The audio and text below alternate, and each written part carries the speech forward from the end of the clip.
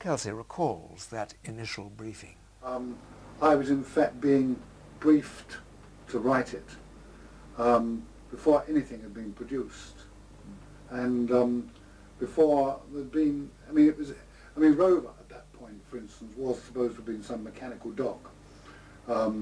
They hadn't, in fact, at that point, settled on the balloon idea. So I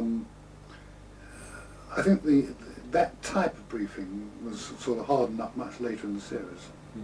I mean, the series do develop as you go along. But, the chess idea, you see, that came into my script.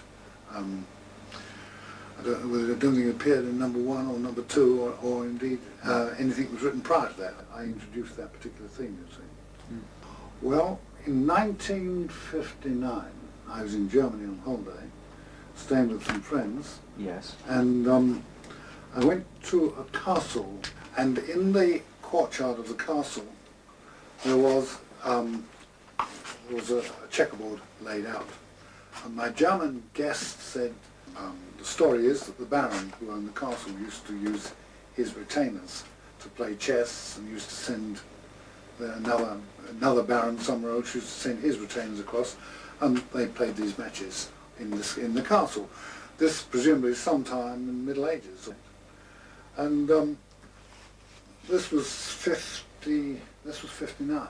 So it was 6 years or so later, when I came to write The Prisoner, that thinking of, as one was, the craziest sort of ideas you could you could think of, I sort of suddenly hit on the idea of using these characters on the chessboard and moving them around, and this was sort of part of the element. When I did it, I wasn't sure whether they'd think I was crazy. When I did deliver the script, and George read it, I remember distinctly him looking at it and saying, "This fool thinks he's playing chess," and he was a piece on the board, you see, and it amused George very much that the character was being moved around by someone. But the line, I think, in the script is, "Why do you play? Why do you play? Why not? I like a game of chess." Yes. And George thought it was enormously funny that the man who was the pawn actually thought that he was playing chess. These stories, plus the pilot, gave a total of 5 scripts prepared in time for the rapidly approaching location shoot at Portmeirion.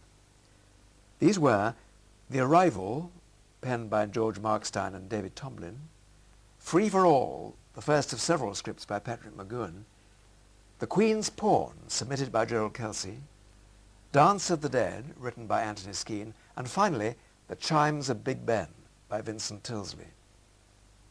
It is clear from the shooting schedule that this last script was submitted so close to the Portmeirion visit that the location sequences required for this episode were not fully planned in advance.